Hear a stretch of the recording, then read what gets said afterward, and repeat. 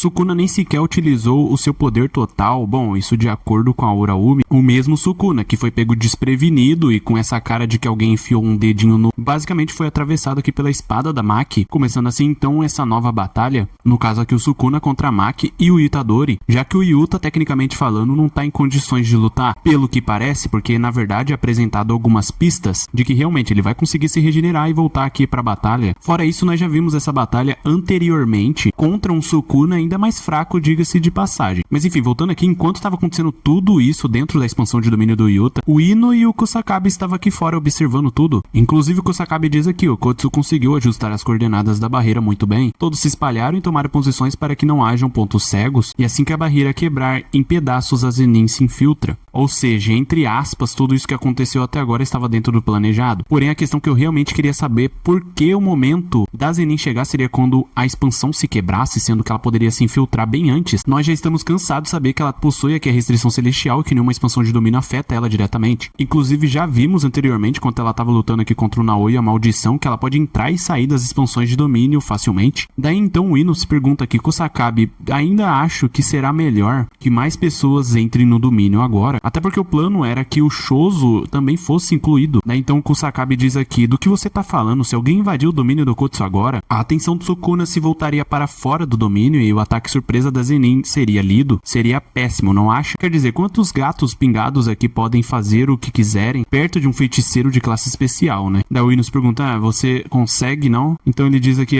Zenin, contamos com você, até porque o Kusakabe sabe que ele não poderia fazer grandes coisas. Inclusive ele atrapalharia mais do que ajudaria, porém, eu me pergunto a mesma coisa que o Ino. O ataque surpresa já ocorreu, ele já foi pego de surpresa. Isso no final do capítulo 251, quando a Maki vem aqui, né, e dá uma de Toji. O Sukuna sabe ler bastante o ambiente, então ele naturalmente já diria aqui que a Maki seria o maior dos problemas, se por acaso o Kusakabe e o Ino entrassem. Nessa situação em específico, o Sukuna já tá um pouco mais desgastado, inclusive é o momento da Maki chegar, porque se ela chegasse antes, quando ele já estivesse bom o suficiente, com bastante energia amaldiçoada, etc., com certeza a Maki iria de F o quanto antes. Eu realmente acho que nesse momento que ele já foi pego de surpresa, inclusive foi quebrado aqui o domínio do Okotsu, eles poderiam sim ajudar a Maki. Mas enfim, voltando aqui o que o Kusakabe pensa aqui, o sinal do Okotsu seria dado quando o Sukuna estivesse mais relaxado. Por isso estávamos preparados para cenários como esses. O melhor ou o pior deles, no caso aqui o Okotsu sendo atingido pelo golpe que corta o mundo do Sukuna. Então finalmente é mostrado o que aconteceu com o Okotsu. Vem aqui a Rika, segura ele, segurando no caso as duas partes, porque varou realmente. O golpe atravessou até o fim, enquanto aqui o irmãozinho, entre aspas, da Mei Mei vem aqui resgatá-lo e levá-lo para a Shoko tentar fazer alguma coisa, até porque ele ainda tá vivo e ele possui bastante energia amaldiçoada para tentar se regenerar. Então é continuando aqui a batalha da Maki contra o Sukuna, ela tentou atacar, porém ele desvia rapidamente. Então o Sukuna diz algo aqui que é bastante importante para muitas coisas que a gente já teorizou, que é a respeito da quebra do domínio do Yuta. Basicamente ele diz aqui, maldita criança possuída, o domínio não foi destruído, ele o destruiu. Provavelmente era um sinal para os que estavam do lado de fora. Convencido da vitória, meus olhos estavam voltados para a rachadura na barreira, para que a mulher com a restrição aqui congênita me apunhalasse. Quando se tem zero energia amaldiçoada, é possível passar por uma barreira normalmente. A ferramenta amaldiçoada foi colocada de antemão dentro do domínio, não é? Então no caso aqui eles deixaram a espada da Maki dentro do domínio, camuflada ali entre as katanas, para entre aspas ela se infiltrasse, pegasse e apunhalasse ela pelas costas. A recuperação desse corte tá demorando mais do que os outros. Sim, parece que ele tá com um furaço aqui no peito. Quando alguém capaz de enxergar as almas impõe a lâmina de expiação de almas, estas feridas geralmente não são curadas através de técnica amaldiçoada reversa. Para reparar a forma da alma é necessário perceber a silhueta da alma. Como Sukuna tinha duas almas habitando um só corpo, ele era capaz de perceber a silhueta de sua própria alma, assim como foi com Itadori, mas, excepcionalmente, ele era incapaz de usar a técnica amaldiçoada reversa totalmente devido às sequelas deixadas aqui por Satoru Gojo anteriormente. Mas enfim, o Itadori se levanta depois de ele ter recebido o ataque e fala que Fushiguro ainda não. Como eu já disse anteriormente, ele com certeza não iria desistir do Fushiguro. Ou seja, ele não quer mandar, entre aspas, o Sukuna ainda pra vala juntamente com o Megumi, porque ele acha que pode salvar o Megumi de alguma forma. Porém, esse tipo de pensamento basicamente pode acabar matando todo mundo. No momento que ele ia correr, ele cai aqui no chão, jorrando sangue pra tudo que é lado. Então ele todo assustado aqui se pergunta o que houve. Bom, ele já descobriu. A técnica amaldiçoada reversa é uma técnica formidável que aprendi recentemente. Então, com todos esses ferimentos que recebi tantas vezes, não foram completamente curados. Algumas partes ainda não foram recuperadas. E enquanto ele tava pensando aqui quais partes que faltam pra ele poder se recuperar e se concentrar pra se recuperar aqui o suficiente pra ele voltar pra luta, alguém coloca uma mão aqui nas costas dele e diz: acalme-se, mentalize e imagine simplesmente o Chozo. Assim como esperado, ou que muitos teorizavam aí, ele tá vivo. Diz aqui: deixe o sangue fluir para todos os cantos do seu corpo como se estivesse enraizado. Molde a silhueta do seu corpo com seus vasos sanguíneos, imagine. Enquanto isso, a porrada comia solta aqui entre o Sukuna e a Maki. Inclusive ele tá o que? Tentando fugir. Ela joga aqui alguns destroços pra cima do Sukuna pra tampar a visão dele. E tão rápida quanto um vulto vem aqui pra cima do Sukuna, por baixo dele na verdade. Tenta acertar diretamente as pernas dele para limitar aqui a mobilidade desse cara e parar de fugir. Porém ele apenas dá um salto aqui e ela erra. Tenta esfaquear ele, porém ele segura com uma das suas mãos. Bom, pela cara dela era muito bem o que ela queria. Enquanto alguma coisa que ela tinha arremessado anteriormente acerta aqui a cabeça dele, ela vem aqui pra disputa de força e simplesmente arremessa o Sukuna pra longe. Então os dois continuam aqui lutando no meio dos destroços. E o Sukuna pensa que ela consegue ver a minha técnica de cortes melhor que os outros feiticeiros. É como quando lutei contra o Mahoraga em Shibuya. Quem diria a Maki sendo, entre aspas, comparada ao próprio Mahoraga? Enquanto a Maki pensa aqui, ele está forçando o coração a bater com energia amaldiçoada enquanto se recupera. Então a história do Megumi sobre o centro de detenção juvenil era verdadeira. Então ela diz aqui que percebeu: